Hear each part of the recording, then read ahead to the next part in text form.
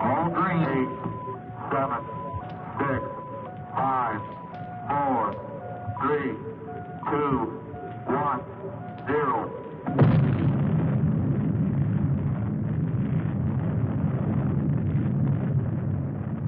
Since the splitting of the atom only a few decades ago, and through his God-given genius of science, man, at last, has succeeded in penetrating further and further into the unknown vastness of space.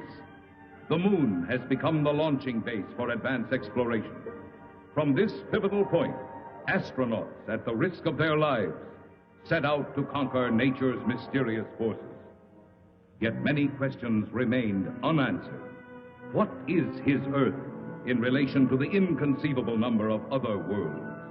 Is his speed truly the fastest, his achievements the greatest? Or is he a mere unimportant piece of driftwood floating in the vast ocean of the universe? Could there be life similar to our own on other planets? Is it not possible that atmospheric conditions of relative environments control their shapes and forms? If so, would they be giants? Or could perhaps the opposite be true? Could their intellect have reached a scientific level far above man's dreams? What then will the future reveal if this story you are about to witness is only the beginning?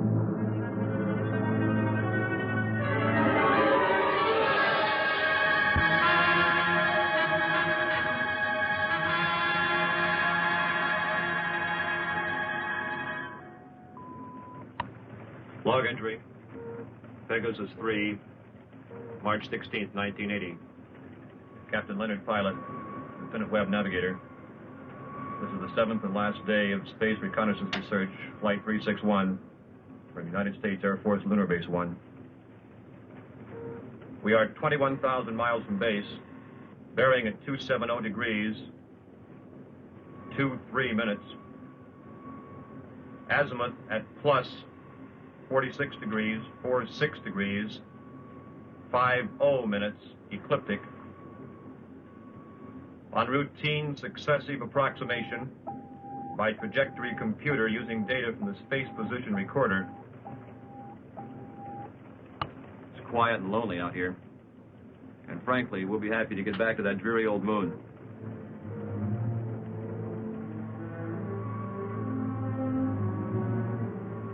We're almost a degree off trajectory, Captain. Equipment check's okay. Must be an outside acceleration force.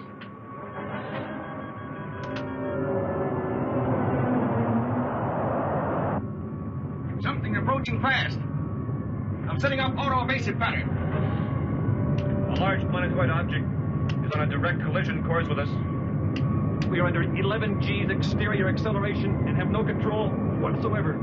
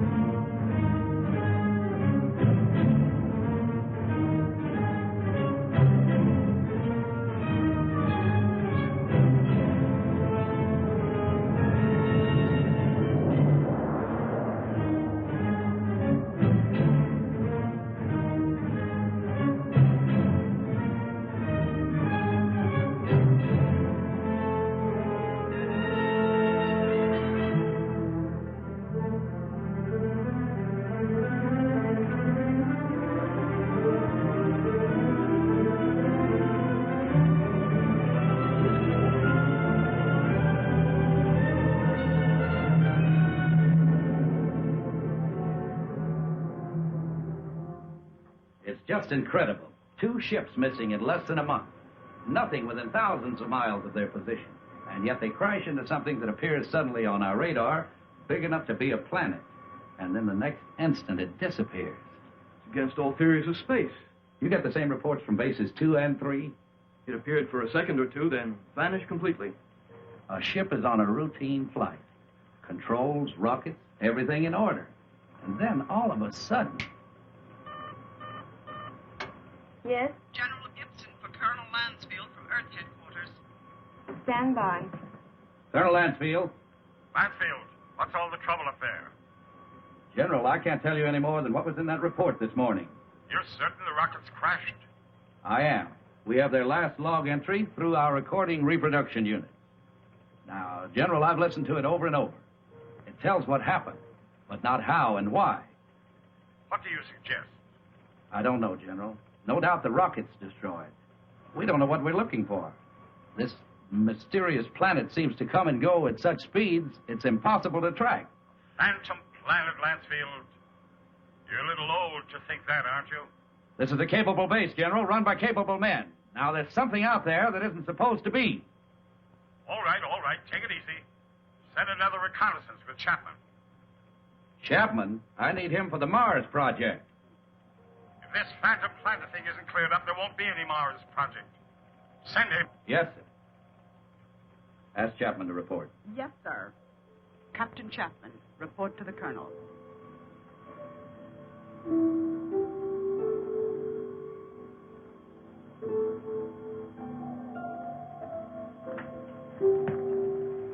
Sir, I've been testing the pressure equipment for the Mars project. Forget about that now, Chapman. You leave tomorrow morning. The General wants someone with your experience. I don't know whether to feel flattered or not. What exactly will I be looking for? A floating space monster? This is no joke, Frank.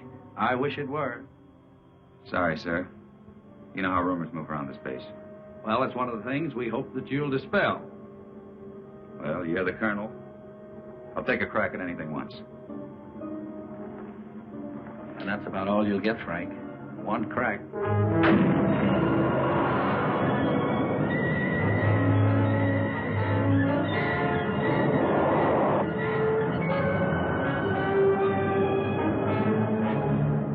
18,000 miles out at 270 degrees azimuth and 47 degrees ecliptic.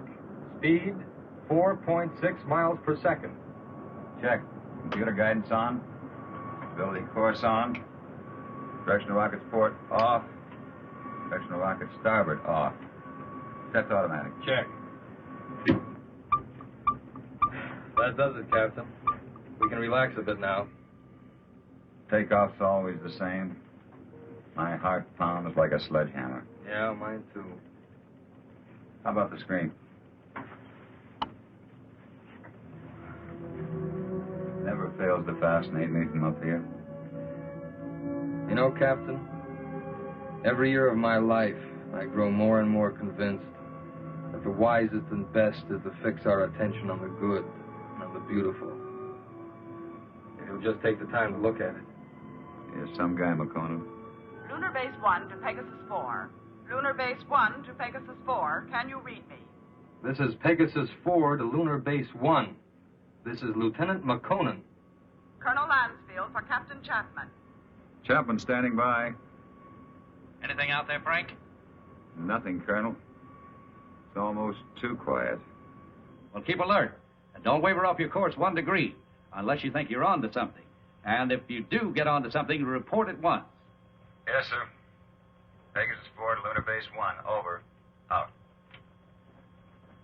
I hope whatever was out there is gone now.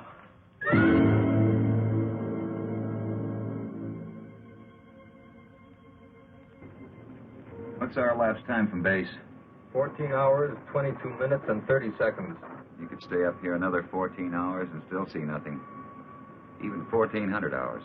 That's about all we can do, though. Are you sure we're still on course? Why? Well, I have an idea. Turn to 278 degrees azimuth. Hold 47 degrees ecliptic. Yes, sir. Changing course to 278 degrees azimuth, hold 47 degrees ecliptic. Lansfield tells us to charter the same course Pegasus 3 took. Well, that's fine, but I don't think we'll get anywhere. This strange planet dashes about like it's supposed to. It figures we won't find it around here. So we're changing course. Lightning never strikes twice in the same place. Precisely. You with me? Like I said, you're the captain. I'll take a new reading. Thanks, Ray.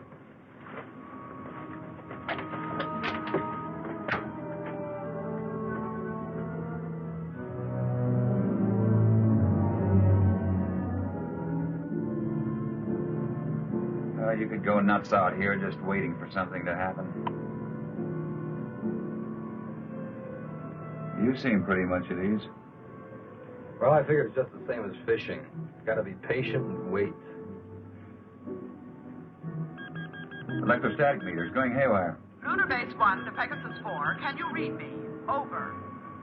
Pegasus 4 to Lunar Base 1. We read you. Over. You are completely off course, Pegasus 4. Check your position immediately. E-computer and spectrometer out.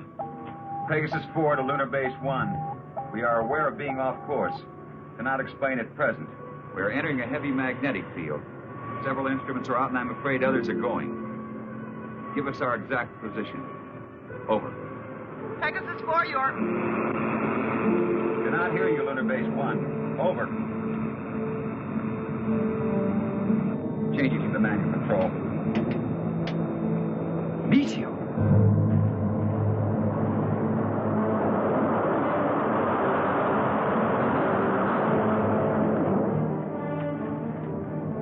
Boy, that was close. Yeah, and I'm afraid it isn't over yet.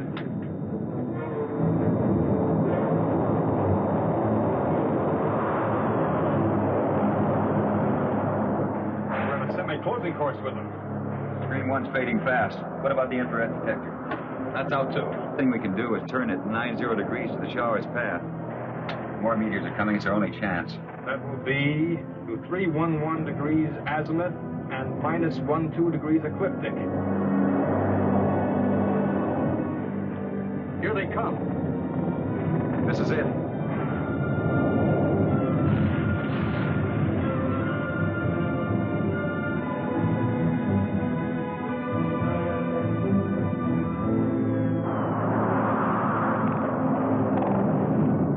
Looks like the worst is over.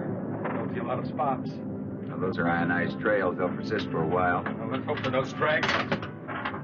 With these instruments out, there won't be any way to tell if they're coming from another direction. Trick now is to get back to the moon. I think we'll make it. Yeah. Okay, Ray, let's go through a type B check. Right. Cabin pressure? 20 coming up. Retroport? Positive. Retro starboard? Positive. Main circuit 1? Negative. Main 2? Negative. Now let's try the auxiliaries. Main 1? Negative. Main 2?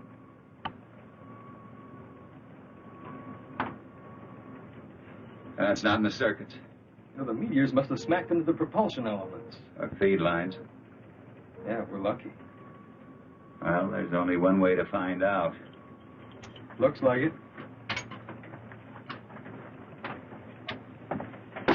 You know, there's one thing sure. What's that? They knew what they were doing when they forced us to go through those space drills dozens of times. If I remember correctly, you had a different opinion.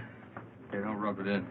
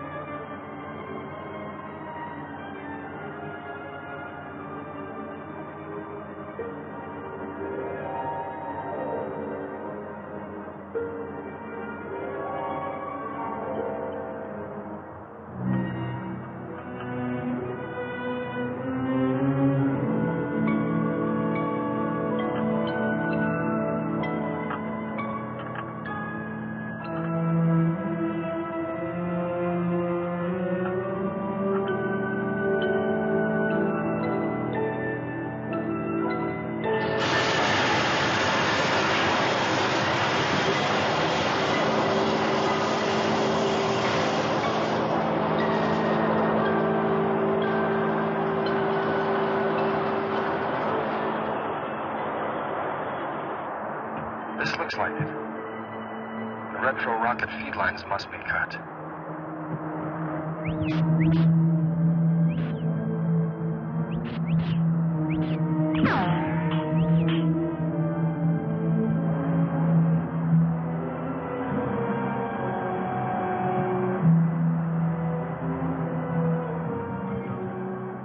Frank, your airline's broken. Frank!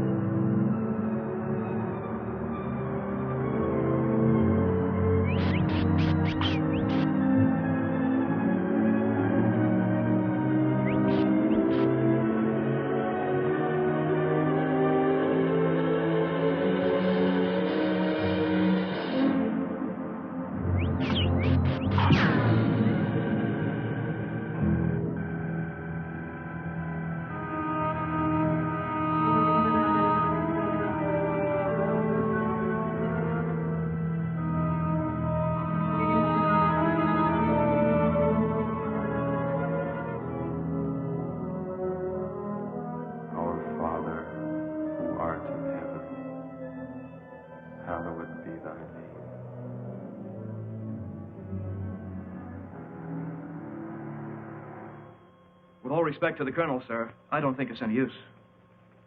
Keep working that radar and keep working it until we locate Chapman. Yes, sir. He's got to be out there somewhere. He just has to be.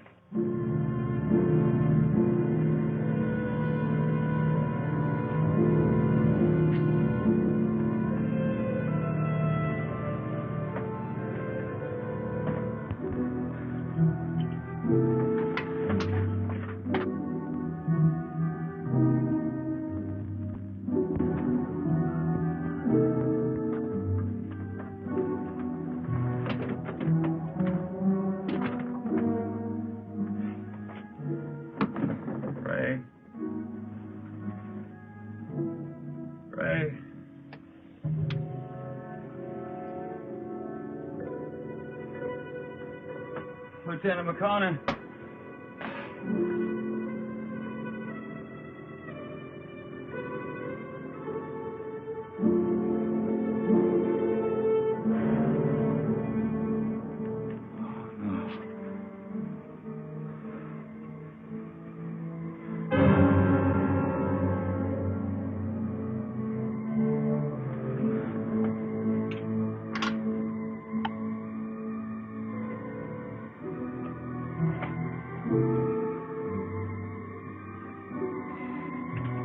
Captain Frank Chapman, pilot, Pegasus 4. Our ship is being drawn toward an asteroid. Instruments completely out of operation. Navigator McConan, lost. I cannot read my position. I'm going to try to land. I don't think I'll make it. If I do, I'll continue recording.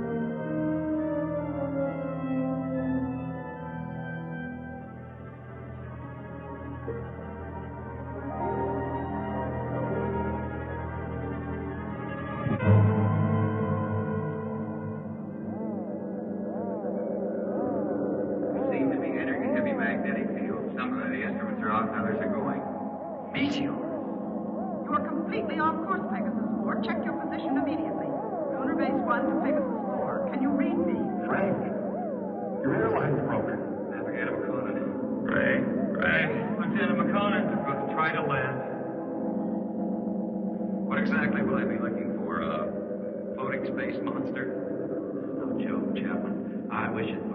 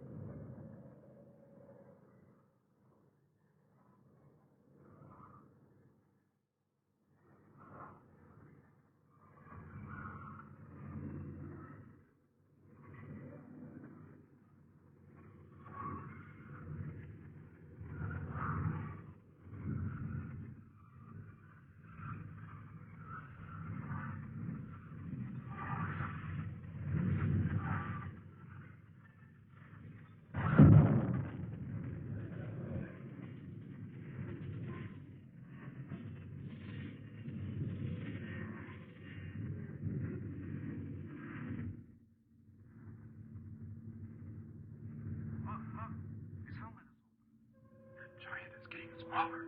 Will it become our size?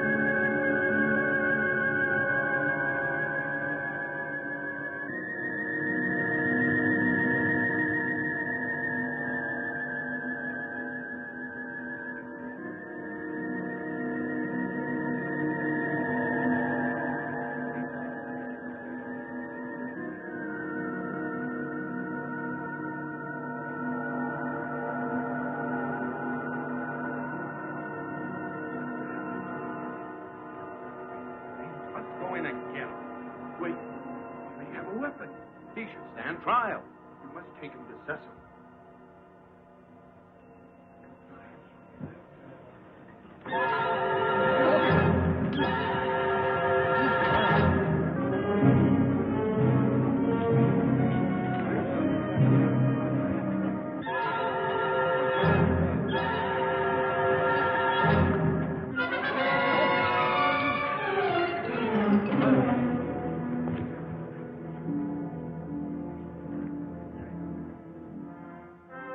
We will begin the trial. Yes, Cecil.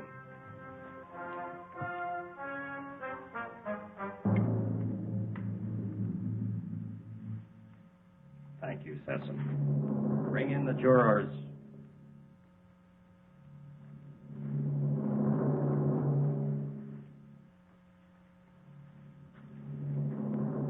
Will Ipsilata step forward?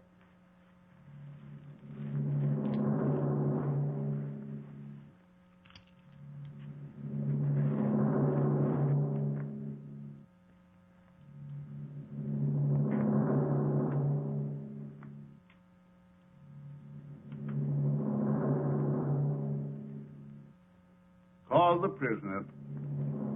Bring in the prisoner.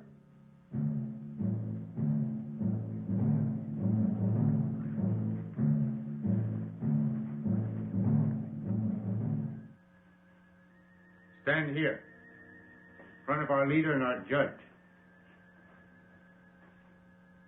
Is the prisoner from another world ready to hear the charges against him?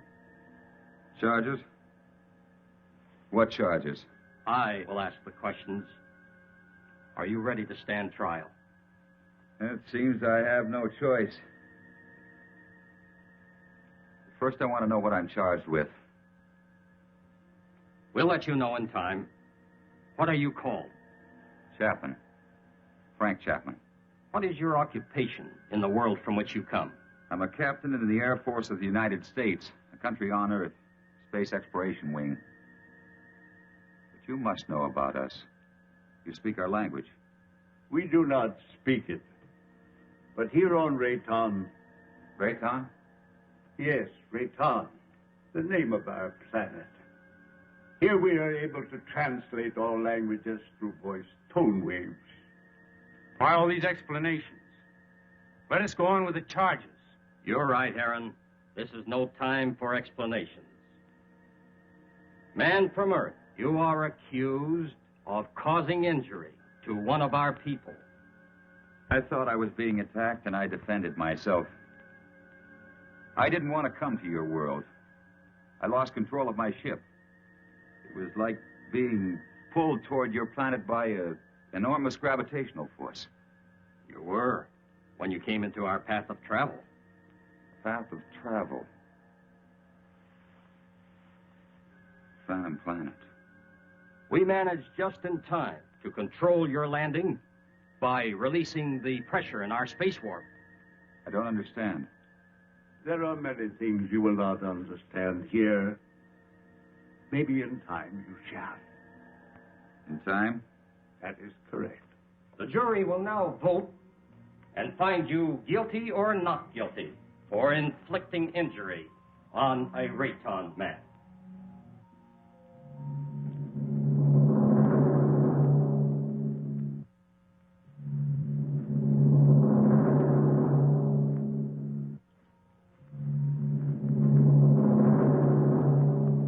The verdict, Judge.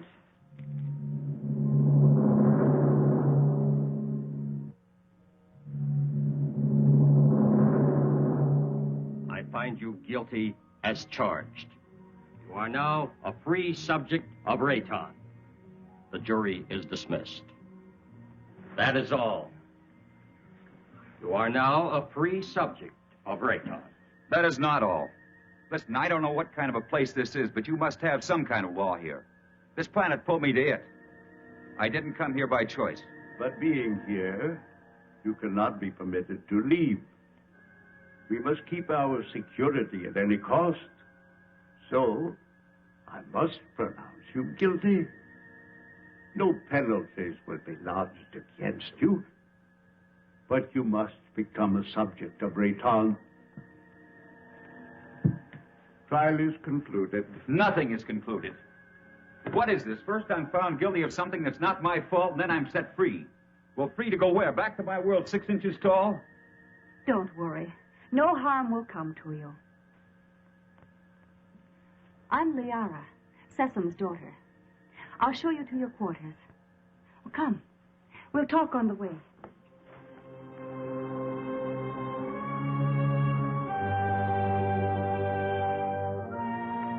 What has happened to me?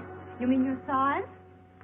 Well, our atmosphere, together with some acceleration from our gravitational control, has reduced you to normal. Normal? Normal for us. You see, everything here is in proportion to our planet's size. We know several worlds that have creatures larger or smaller according to the size of their world.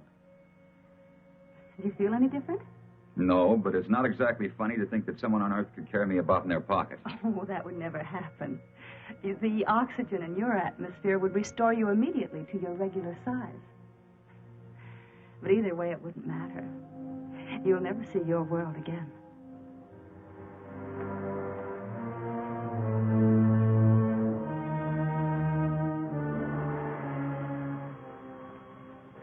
Nothing yet. No, sir. No contact for 2 days. I'll wait another 24 hours. Then, with or without orders, I'm sending out a search party. You wanted to see me? Yes. Will you excuse me?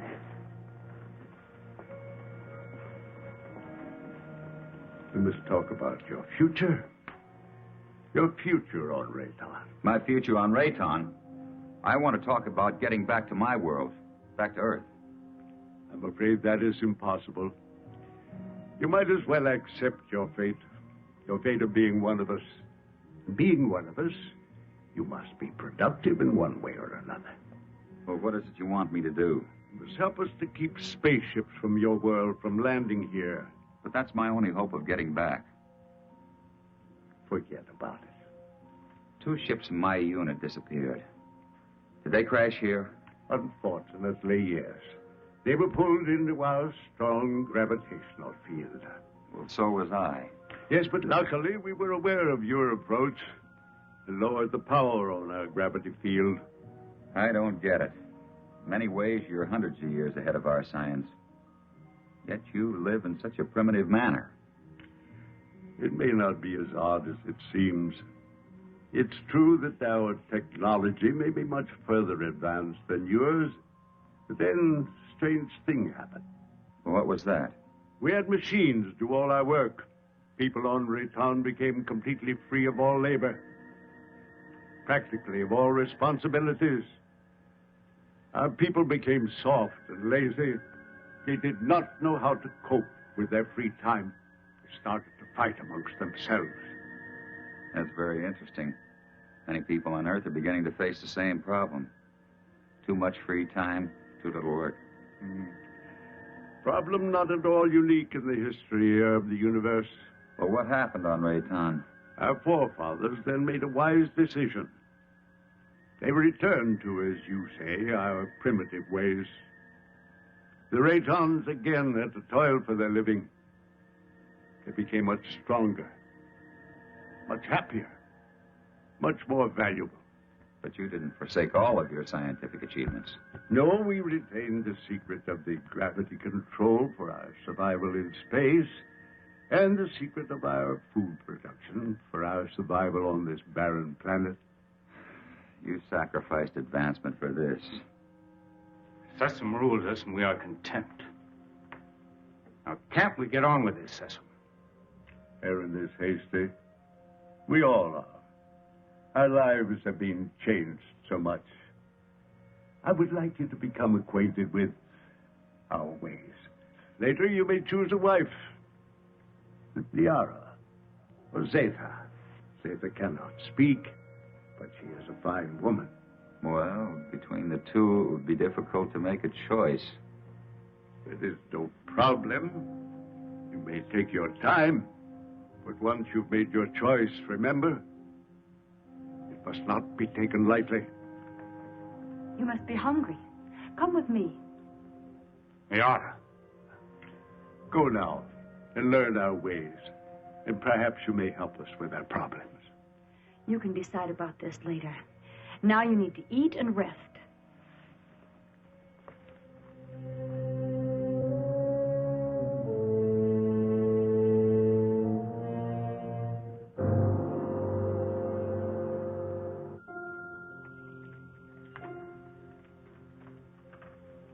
This is good. What is it? Well, I think it's the equivalent of your breadfruit. We made it chemically for you since nothing grows here on this planet. Oh, here. Drink this. It's good for you, and it'll help to make you rest. You need it. Say nothing grows here. Well, then how do you exist? Well, our bodies are so constructed that we need very little food because of the air we breathe. Feeling better now? I hope so. Yes. But I'd like to get out of here. You're a strange one, Frenchman. I'm a strange one. What about everybody else? And don't call me Frenchman. My name is Frank Chapman. 2 words. Yes. Frank Chapman. Oh, I'm sorry. I didn't mean to be so rough. It's just that this is so new to me. You know what I'd like to do if I had a choice? What? I'd like to return to my ship. Well, that's impossible. Then you see I'm still a prisoner. Not at all. You're free to go anywhere here on Rayton. Except to my ship. Your rocket is no longer on this planet. It was sent off last night while you were sleeping.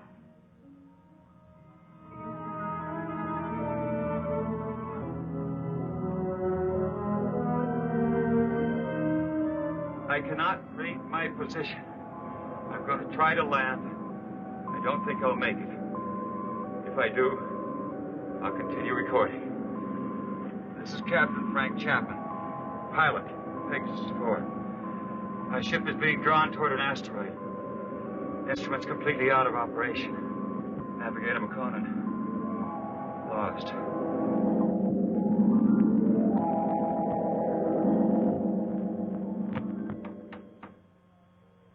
Sir, unidentified object on screen.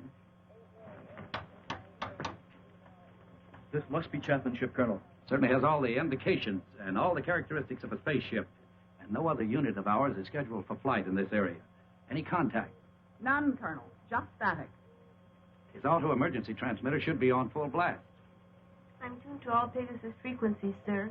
So are the automatic relays on Earth. Good. This must be Chapman's ship. What else can it be? Captain Beecher and Lieutenant White are to report to the briefing room immediately and stand by for takeoff. Now report immediately any news or anything unusual on your radio and radar relays. Yes, sir.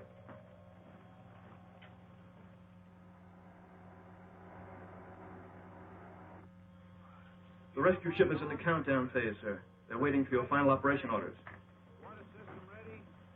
Put me through to the captain of the rescue ship on launching. Beecher, this is Lansfield. Yes, Colonel. Beecher, your final instructions are being teletyped on your recorders. Yes, sir. As you know, something unusual must have happened to Chapman and McConan. And I don't mind telling you that it's of greatest importance to space travel that we find out exactly what happened to these two men. So blast off, and good luck. We'll do our best, Colonel.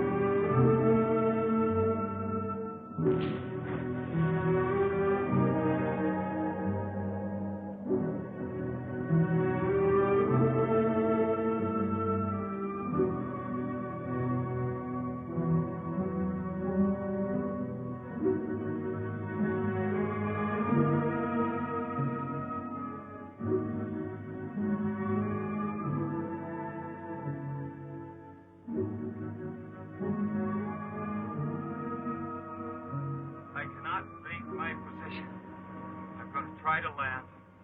I don't think I'll make it. If I do, I'll continue recording. This is Captain Frank Chapman, pilot, Pegasus 4. My ship is being drawn toward an asteroid. Instruments completely out of operation. Navigator McConan lost. Pegasus 4 to Lunar Base 1. Pegasus 4 to Lunar Base 1. This is Captain Beecher, over. Lunar Base 1 to Pegasus 4. We read you, Captain Beecher. Good work. Stand by for Colonel Lansfield. Beecher, how are they? They're not. I mean, there's no one on board. There isn't a sign of life. Two men just don't get up and walk off a rocket in the middle of space? No, sir. Then what the devil? Chapman recorded a final message, sir, but it doesn't make sense. Our repro units are picking it up. We're examining it. Can you bring her in? I'll have to check out the instruments, but I think so. All right, give it a try. White can bring your ship in. Yes, sir. And Beecher. Yes, sir. Good luck.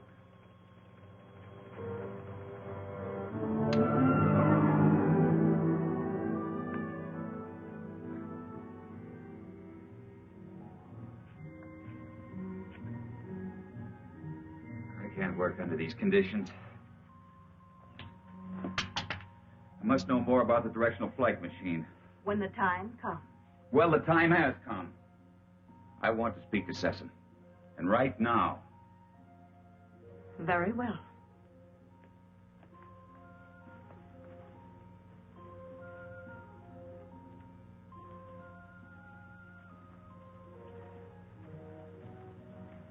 Father, Frank Chapman wishes to speak with you. Do you want to talk about Liara? That isn't what I came here to discuss. My work has reached a stage and I need to know more about your gravity control. It's too soon. Now, how do we know he's not a spy for the Solarites? You're too distrusting, Heron. All right. You may see it.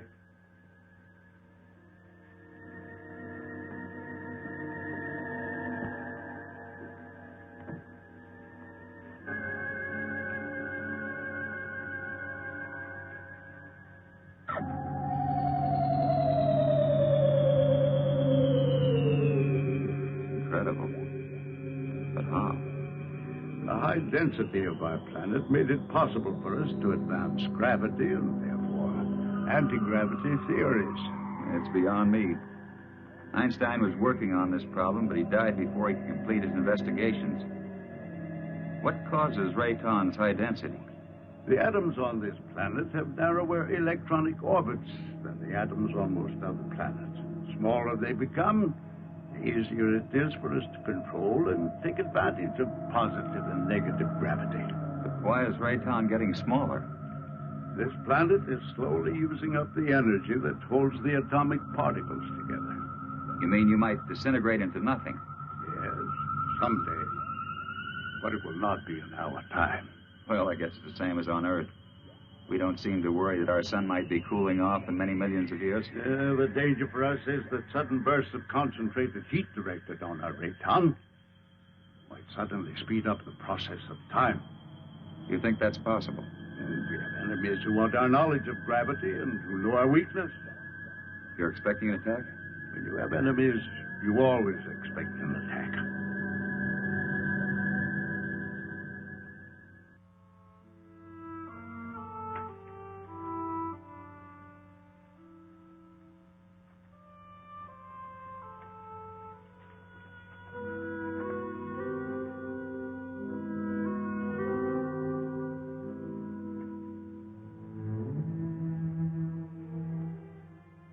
Hello.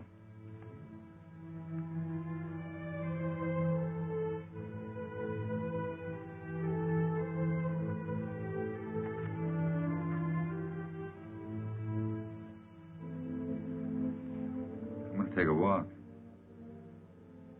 Will you join me? Come on.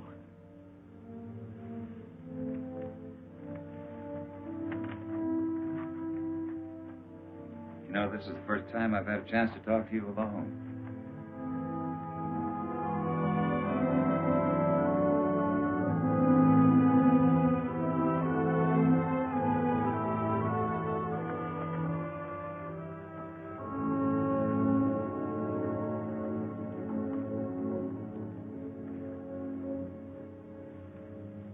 How is it you're more different than the others?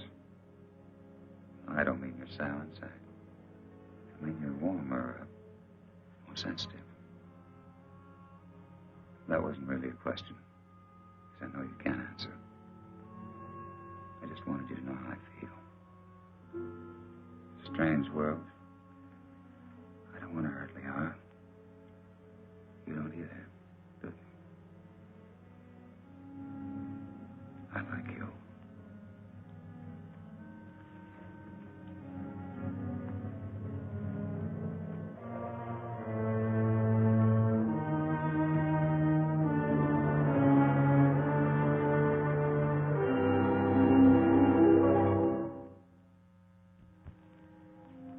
charges to make against the Earthman Chapman. He is imposing himself both on Liara, your daughter, and the mute girl Zeta. Now, this is an insult to Liara. You know I love her. And a direct insult to me. I am asking, rather, I am demanding your permission to challenge him to the duel.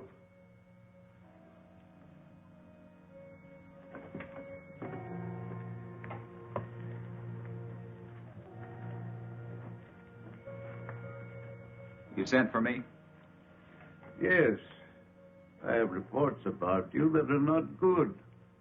That you're causing much trouble. What am I supposed to have done now? You are forcing your attentions on Liara, and then on the mute girl Zeta. That's not true. Why don't you ask them? He lies. Silence. Is it true? Has he forced himself or his attentions upon you? Why would she admit it? Perhaps she's afraid of him. Being mute, she's unable to defend herself. Maybe she's protecting me. Listen, I'm not going to be put on trial or questioned by you or anyone else for something I haven't done. You know, buddy, I don't like you. Maybe it's a carryover from Earth and not good taste, but I'd like to hang one on you. Chapman, Harron has challenged you to the duel of Rayton. Do you accept his challenge? A duel for what? What kind of a duel? This guy doesn't look very honest to me. A duel of bravery. You know, Mr. Sessom, maybe this duel business is a good idea. Might clear the air a little. So how do we go about it?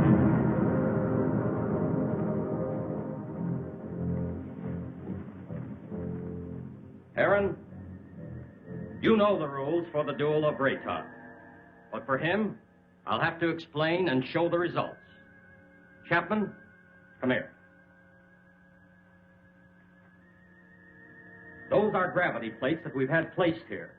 Their intensity is so high that any object or any person placed on any one of them would immediately disintegrate. Here, let me show you.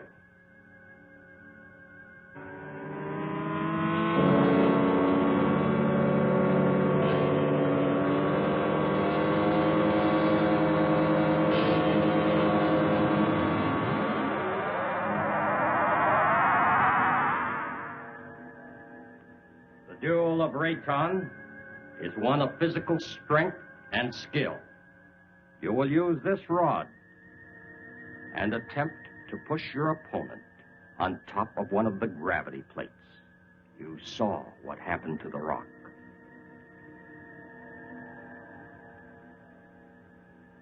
Get ready.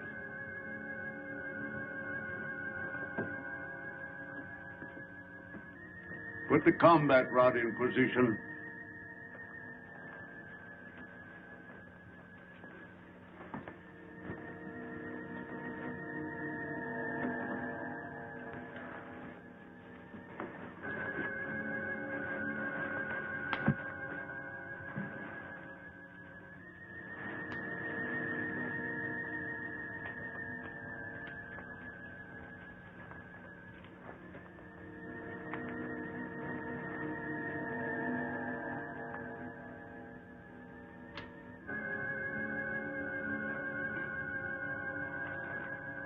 At my signal, you will start the duel.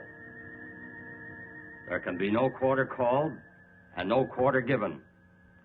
The fate of the victim is in the hands of the victor. The moment has come. At my light signal, you will proceed.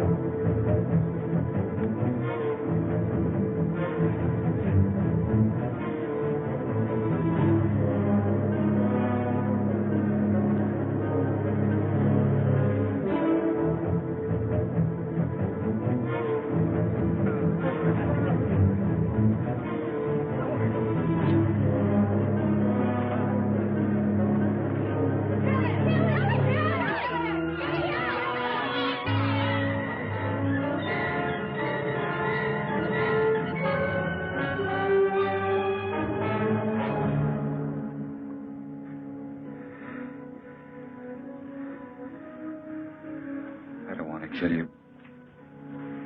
I never did.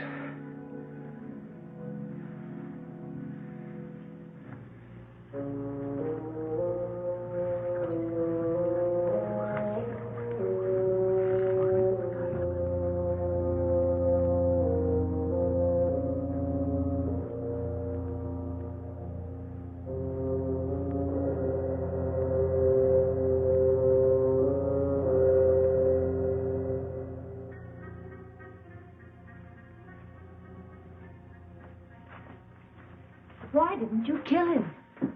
I didn't want to. I don't believe in it. In this case, killing him would have accomplished nothing. But Heron wouldn't have shown you mercy. He'd have killed you because he wants me. But I don't love him. I love you. If you'd felt anything for either one of us, you could have stopped this duel. What? You know what I think? I think you were waiting to see which one of us won and then take the one that was left over. What? No, Liara, I don't love you. I don't even know if I like you.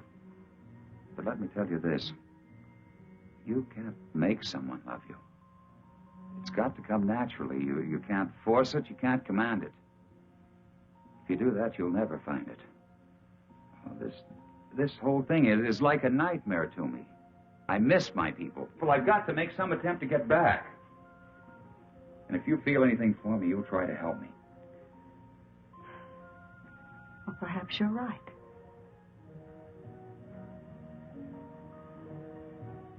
Maybe I can help you.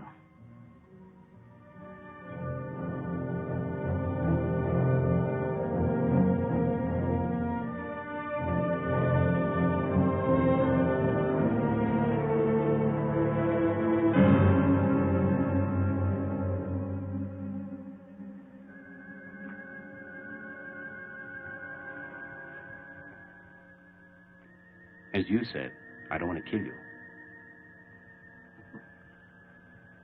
No, I think I could understand your somewhat quaint language if I were on your earth a little. Well, why don't you kill me? You didn't kill me. You had the chance. Well, what about the knife? This isn't exactly what I'd call a friendly visit.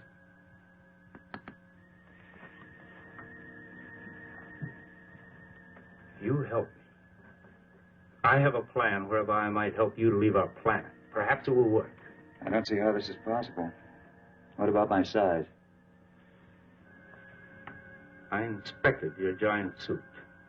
And the oxygen tank holds air from your own world. Now, isn't that right? Yes, of course, but why? No, never mind that. It's not important. You see, the whole plan is based on the theory that your people are searching for you. Now, I must get you back before they attempt to find you here. I know they've been searching and will eventually zero in on this planet. I think I can get you back in time. Yes, but you're doing this because of Liara, aren't you? Yes, I am. I'm in love with her. I don't think she loves me yet, but perhaps with you gone, she will see things in a more realistic light in time. Well, how can we get my suit into the open? I have some men I can trust. Miss Hessen? No. You must never know. Otherwise, we both will be put to death. 2 nights a week, I'm alone. In complete charge of the master control center. Can one man handle it? Yes. And on one of those nights in the near future, while Sesame is sleeping, I will maneuver Raytown within a distance of your Earth's moon. You think they'll be able to see us? Precisely. They will investigate and find you.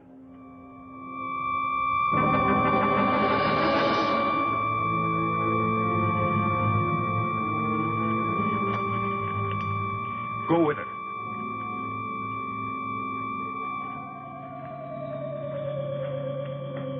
What is this? What's happening? The siren means we're being attacked. Attacked by whom? Attacked by whom? The Solarites. We've been here too long. They've discovered our position. Who are the Solarites?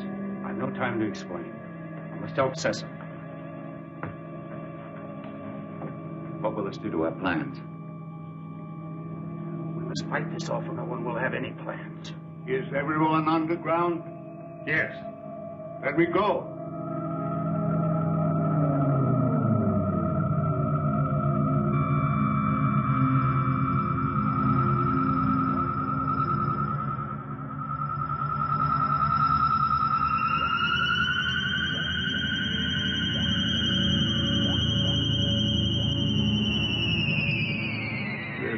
for the moment. I fear they won't give up so easily. Safe for the moment? Well, who are these Solarites, anyhow? They're from a sun satellite. For generations, they've been after our universal gravity control because they want to avoid being pulled into the sun. If we don't stop them, they'll eventually attack your Earth. Liara, show him the prisoner. Prisoner? Come.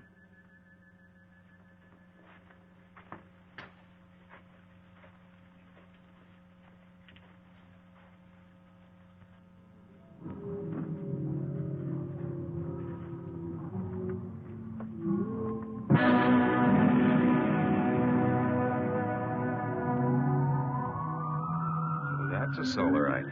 Yes. He was captured during the last war. The only one of their monsters that didn't die in the attack. When did this attack take place? Several years ago, when Zatha was a little girl. That's when she lost her voice. What makes those rocks disintegrate? It's as if they were hitting some invisible wall. That's exactly what it is. The monster is so strong that he can smash any ordinary structure. Now, what you call an invisible wall is really another way that we use our gravitational control. Now, by using a high magnetic field, we can lock molecules so closely together that they form a solid wall. Make a big hit at MIT. Where? One of Earth's more advanced centers of learning. I only hope your wall will hold him in check. Yes. He could kill us all if he escaped. Life on other planets. We were always wondering if ours was the only one so blessed. There are many inhabited worlds, but only these fire people bother us.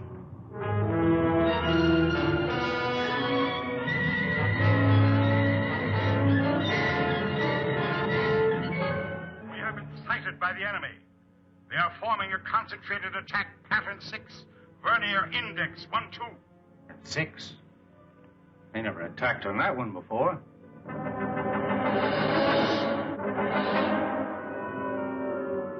What are we going to do? We must try to break up the attack.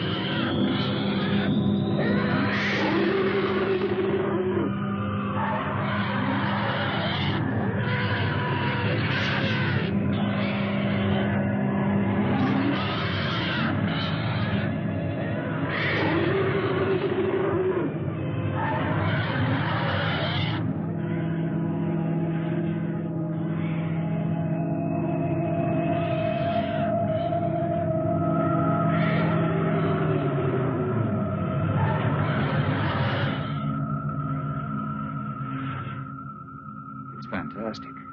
We can do one of two things. Outrun them or fight them. Well, breaking up a formation is one thing, but how can you fight them? Do you have a chance? We have to settle that once and for all. Living in constant danger isn't worthy of us. But don't forget, we still have the gravity control. The greatest danger to us is the high-intensity heat bomb. That's right. They have enough concentrated heat to blow up our planet instantly. What would you do? I would fight. And you? Fight. Right.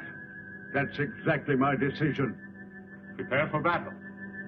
Sharp acceleration for attack position.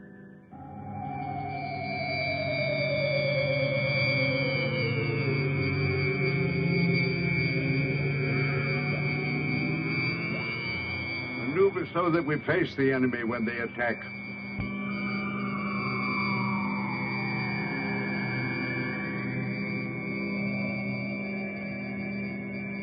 Aaron, Alert our units to be ready for frontal attack. All units, prepare for frontal attack.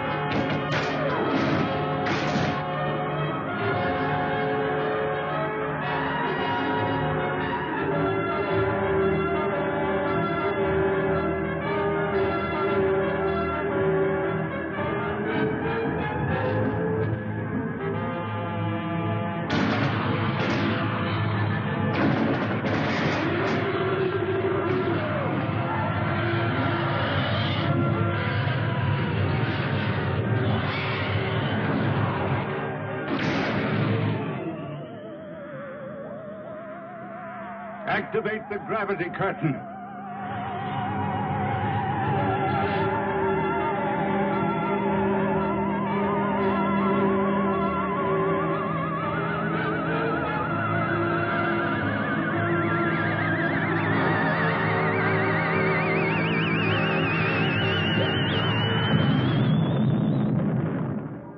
Oh, it was a magnificent victory. But I'm deeply plagued with regret when I'm forced to destroy.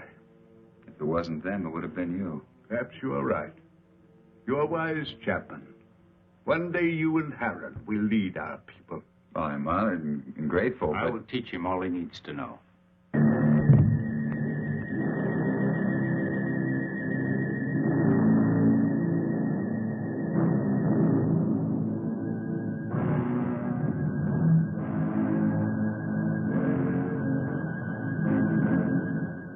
Where's Zeta? She went to sleep early.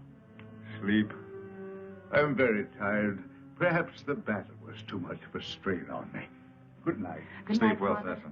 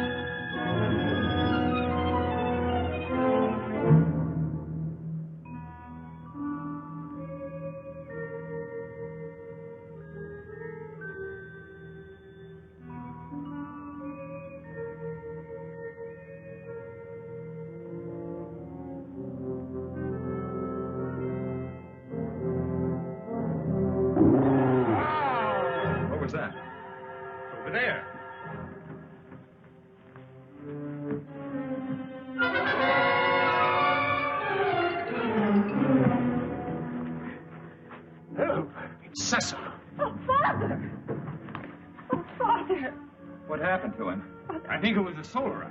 Are you all right? What happened? I don't know. Was it the solarite? Did you see him? It was terrible.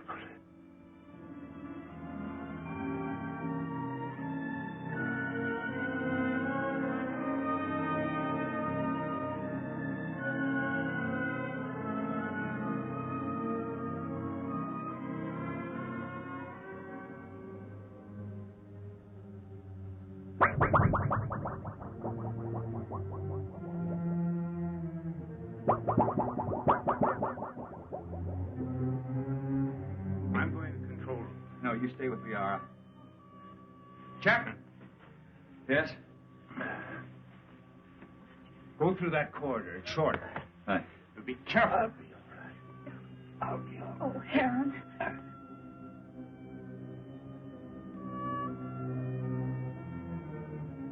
Zatha, are you all right?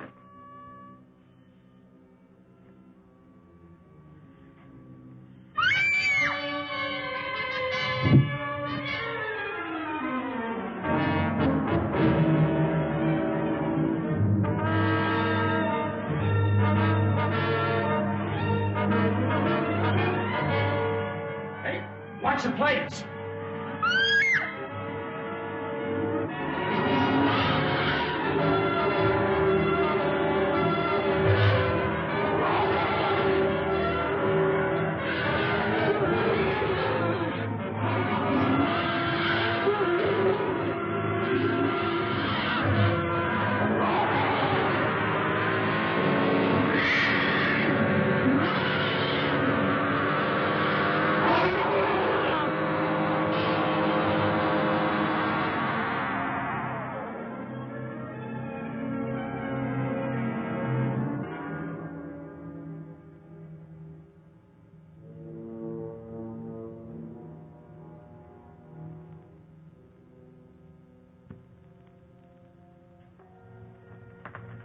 How's Sessom?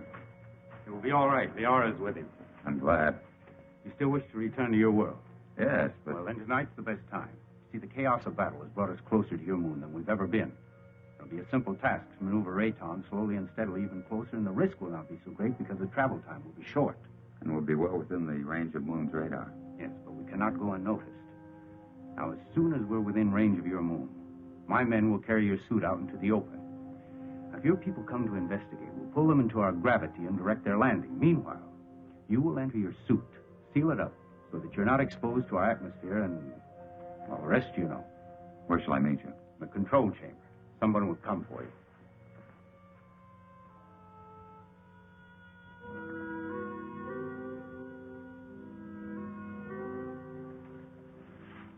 Zatha. It's you. Yes, Frank Chapman. But you can talk. From my fright when I thought you were going to be killed, something happened. And after I screamed, I found I was able to speak. Zatha. I have many things to say to you, Frank Chapman. It's so wonderful you being able to talk. And I have so many things to say to you. Oh, everything has been terrible. You're so lovely. You have such an adorable little face.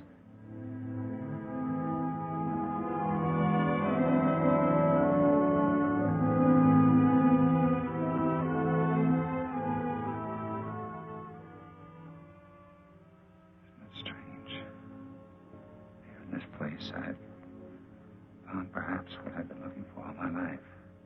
And I must leave. Although everything within me wants to stay. It's my solemn duty to leave. You understand that, don't you? Frank Chapman, I've been in love with you since the first time I saw you. And I've never been able to speak a word of it until now. As I know, my love for you is so strong. So, I also know that you will leave. I must leave.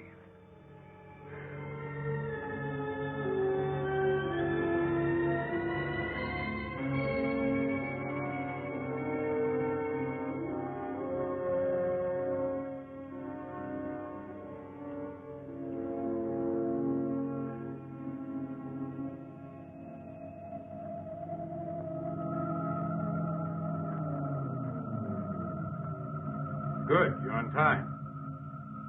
Here we go. Another hour and we shall be close enough for you to be found.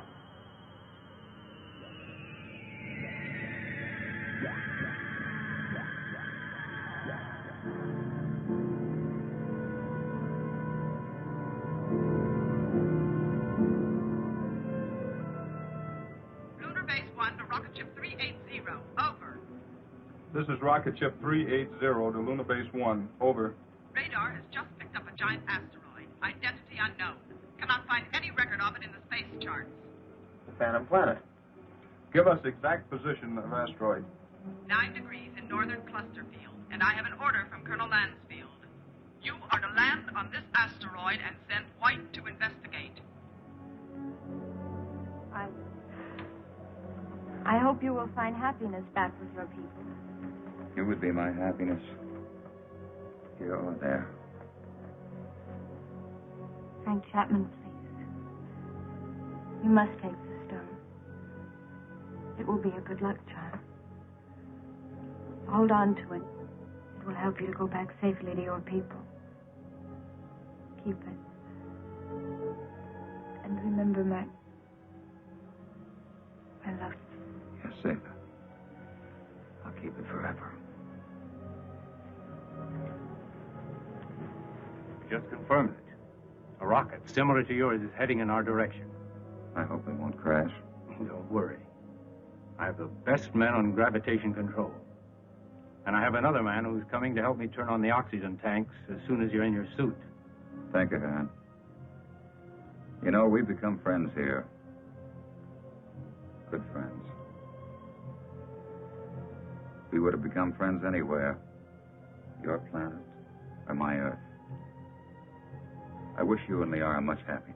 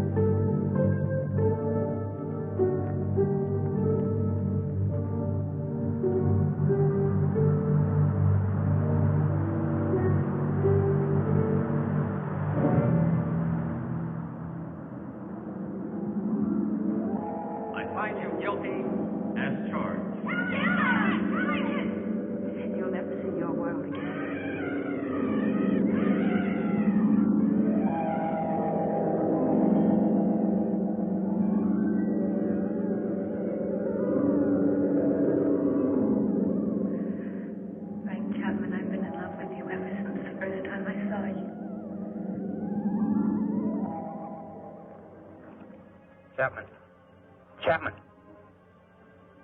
White to Beecher. Come in, White. I found Chapman. He's alive. But there's no trace of McConan. Where's McConan? He's dead. He's gone.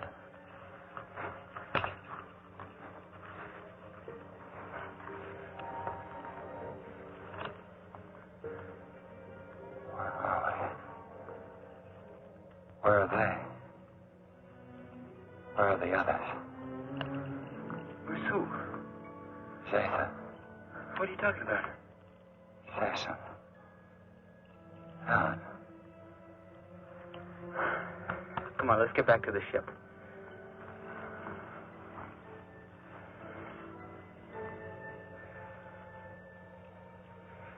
White to Beecher. I'm bringing him in. He seems to be all right. He said McConan is dead. He keeps talking about other people. I think he's in a state of shock. Do you need assistance? No, Captain, I can handle him alone. You know, Frank, you're a lucky guy. This is a wandering planet. Could have carried you anywhere. I'm sure glad we found you. Zeta. Where is she? What you need is a rest.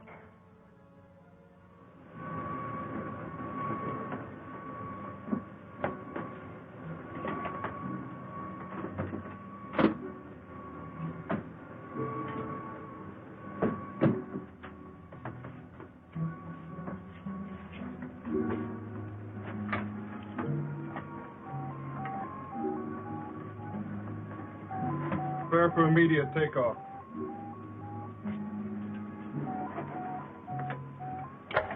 How do you feel, Chapman?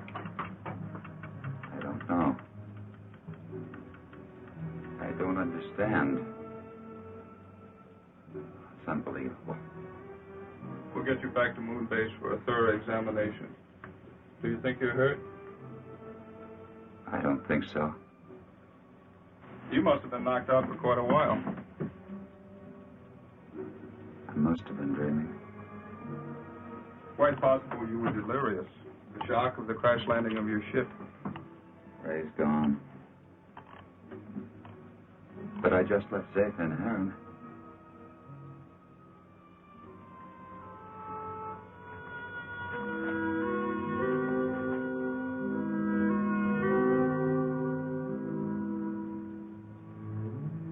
She had such an adorable little face. All rockets ready for firing. Stand by for countdown. The gravity of this planetoid is very strong. We'll need every bit of thrust for our takeoff. Don't worry. I know we're going to make it. Start your countdown. 10, 9, 8, 7, 6, 5, 4, 3, 2, 1, 0.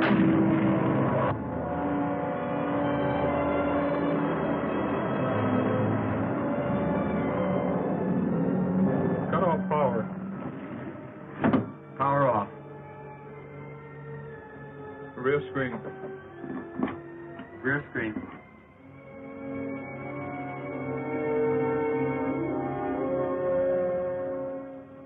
No, now they'll never believe me. Even with this, they'll never believe me.